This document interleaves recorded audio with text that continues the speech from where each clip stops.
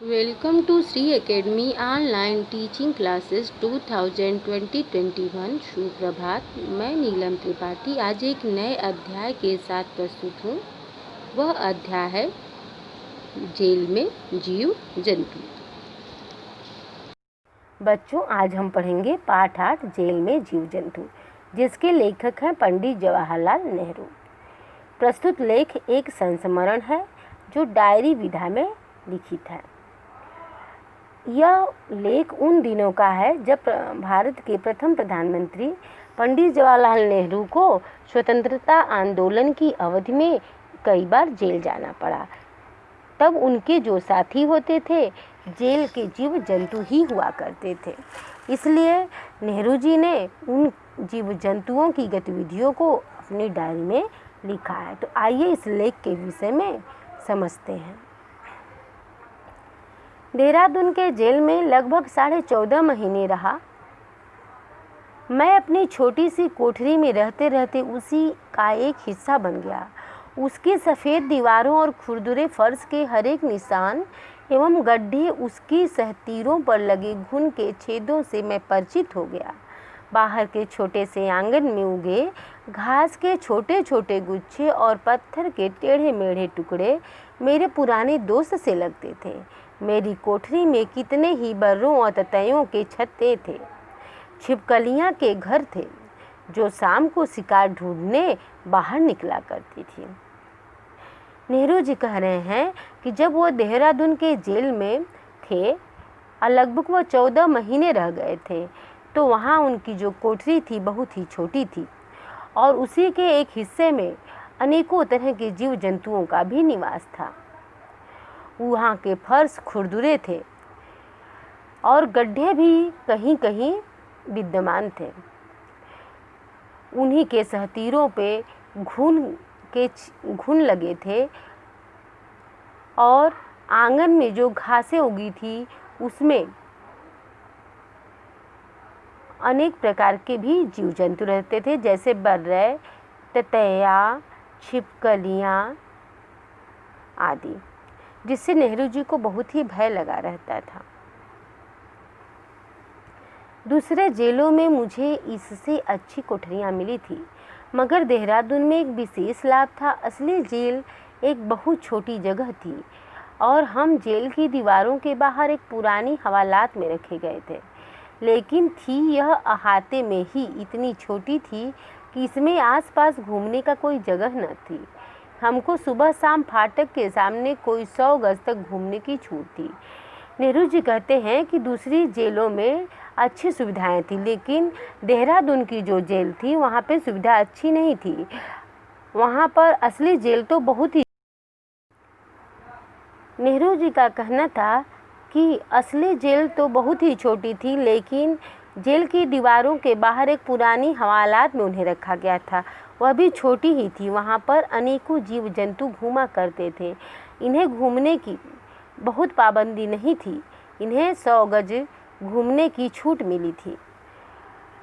और जब लेखक को कोई काम नहीं था तो यह प्राकृतिक सौंदर्य को निहारा करते थे। लेखक कहते हैं कि जो कीड़े मकोड़े या जीव जंतु उस छोटे से आंगन में रहते उन्हें मैं बहुत ध्यान से देखता। वहाँ जीवन उमड़ा पड़ा था। वे तमाम किस्म के रेंगने वाले, सरकने वाले और उड़ने वाले जीवधारी मेरे काम में जरा भी दखल दिए बिना अपना जीवन बिताते थे। मैंने भी उनके जीवन में कोई बाधा नहीं पहुँचाई। लेखक कहते हैं कि जीवों में भी मनुष्य से अत्यधिक समझ होती है। वे मेरे ही कमरे में रहते थे, मुझे उनसे डर लगा रहता था, लेकिन वह मुझे कोई नुकसान नहीं पहुंचाते थे। वे अपने काम में लगे रहते थे और मैं अपने काम में लगा रहता था, अर्थात मैं प्राकृतिक दृश्य देखता, उसकी लीला को निहारता, आनंद उठाता और जीव जंतु अपने अपने काम में भोजन का प्रबंध करते रहते थे और हमको कोई परेशानी उससे नहीं होती थी। वहाँ पे अनेकों किस्म के जीव जंतु थे, रेंगने, सरकने, उड़ने, हर तरह के जीव जंतुओं के बीच में नेहरू जी को रखा गया था। फिर भी वह जीव जंतु उन्हें परेशान नहीं करते थे, क्योंकि कहा गया है चाहे वह मनुष्य हो, चाहे वह जीव जंतु हो जिससे प्रेम किया जाए या क्षति न पहुँचाया जाए, तो वह आपको कभी भी कोई क्षति नहीं पहुँचाएंगे। वह बोलते तो नहीं, लेकिन आपकी मनोव्यथा या भावनाओं को समझते हैं। तो मनुष्य श्रेष्ठ प्राणी तो है, लेकिन उससे भी श्रेष्ठ वे जीव जंतु हैं जो ना बोलते हुए भी बहुत कुछ बोल जाते हैं। तो आइए इसके दूसरे पैरों को भी समझते हैं। तो खटमलों, मच्छरों एवं मक्खियों से मेरी लड़ाई बराबर रहती थी। ततैयों और बर्रों को तो मैं सह लेता था। मेरी कोठरी में भी हजारों की तादाद में थे। हाँ, एक बार उनकी मेरी झड़प हो गई थी, जबकि एक ततैये ने शायद अनजाने में मुझे काट खाया था। मैंने गुस्सा होकर उन सबको निकाल देना चाहा, कोशिश भी की, लेकिन नाकाम रहा। आखिर मैंने अपना इरादा छोड़ दिया और तय किया कि यदि वे मुझे न छेड़ें तो उन्हें आराम से रहने दूंगा।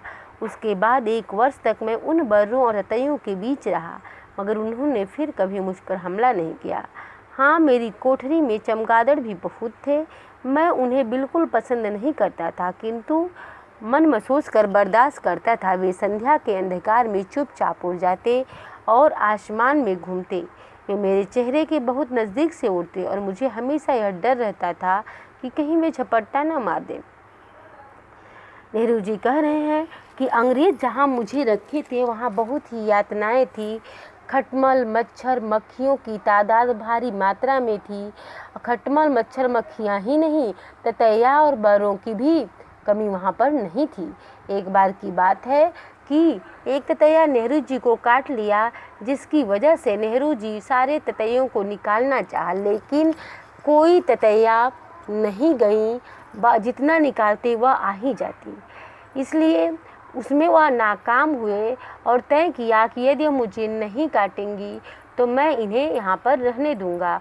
फिर पूरा समय यानी 1 वर्ष के लगभग समय बीत गए और ततैयों से नेहरू जी को कोई परेशानी नहीं हुई और उनके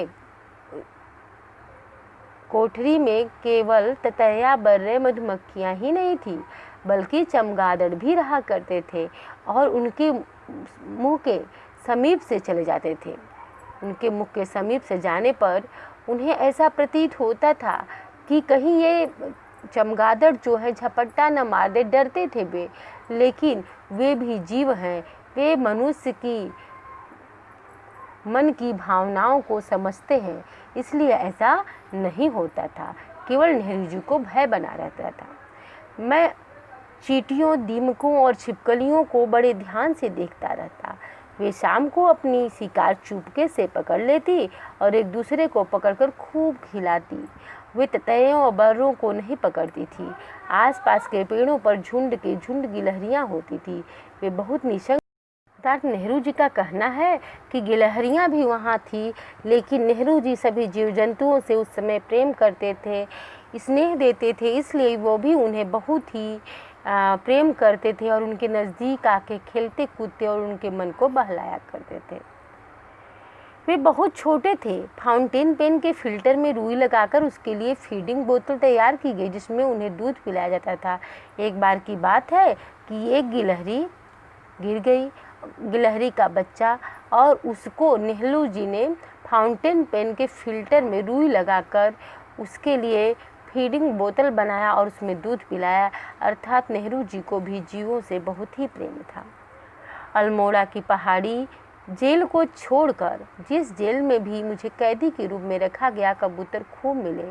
हजारों की तादाद में वे शाम को उड़कर आकाश में छा जाते थे। हाँ, मैनाएं भी थी, वे तो सभी जगह मिल जाती हैं। देहरादून में वे मुझे पहचान गई थी। उनके एक जोड़े ने मेरी कोठरी के दरवाजे के ऊपर ही अपना घोंसला बनाया था। मैं उन्हें दाना दिया करता था। वे बहुत पालतू हो गई थी। जब कभी सुबह या शाम उनके दाने में देर हो जाती तो वे मेरे नज़दीक आकर बैठ जाती, जोर जोर से चींची करके खाना मांगती। उनके वे इशारे और अधीर पुकार देखते और सुनते ही बनती थी। नेहरू जी कहते हैं कि अल्मोड़ा की पहाड़ी वाले जेल को छोड़कर जिस जेल में वे कैदी के रूप में उन्हें रखा गया, वहाँ कबूतरों की बहुत भारी मात्रा में तादाद थी। हजारों की तादाद में कबूतर शाम को आकाश में उड़ते हुए दिखाई देते थे। मैनाएं भी थी जो हर जगह मिल जाती हैं, लेकिन नेहरू जी बताते हैं कि देहरादून में एक मैना का जोड़ा ऐसा था जो उनसे बहुत ही प्रेम करता था, अर्थात वह पालतू जैसा व्यवहार करता था। नेहरू जी भी उसे दाना दिया करते थे और जिस दिन दाने में देरी हो जाती वह उनके पास आकर चींची करने लगते थे। अर्थात नेहरू जी का यह स्नेह, यह प्रेम उन्हें उनके पास बुलाने के लिए मजबूर कर देता था। बरेली जेल में बंदरों की खासी आबादी थी। उनकी कूद फांद, मुंह बनाना आदि हरकतें देखने योग्य होती। यह घटना का असर मेरे दिल पर रह गया है। मुसीबत पड़ने पर बंदर असीम साहस व निडरता का परिचय देते हैं। ये मैंने इस घटना से जाना। हुआ यूं कि एक बंदर का बच्चा किसी तरह हमारी बैरक के घेरे के अंदर आ गया। वह दीवार की ऊंचाई तक उछल नहीं सकता था। वार्डन, कुछ लंबरदारों और दूसरे कैदियों ने मिलकर उसे पकड़ा और उसके गले में एक छोटी सी रस्सी बांधी। दीवार पर से उसके माँ बाप ने यह देखा और वे गुस्से में से लाल हो गए। तो हुआ यूं, नेहरू जी कह रहे थे कि जेल में बंदरों की इतनी आबादी थी कि वे कूदते फांदते रहते थे, मुंह बनाते रहते थे। एक बार की बात है कि एक बंदर का बच्चा उनके आबादी वाले स्थान पर आ गया और उनके माता पिता ऊपर से देख रहे थे।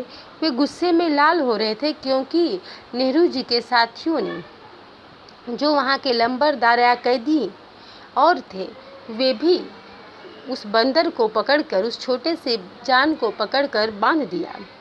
अब यह देखकर उस बंदर के माता पिता बहुत ही क्रोधित हुए और उस आबादी में से अपने जान पर खेलकर उस बच्चे को बचा लिया। तो वास्तव में माता पिता हर बच्चे के लिए सुरक्षात्मक आवरण होते हैं। जिस तरह से बंदर अपने जान पर खेलकर उस छोटे से जीव बंदर को बचाया, उसी तरह से हर माता पिता अपने बच्चे की सुरक्षा का पूरा ध्यान रखते हैं।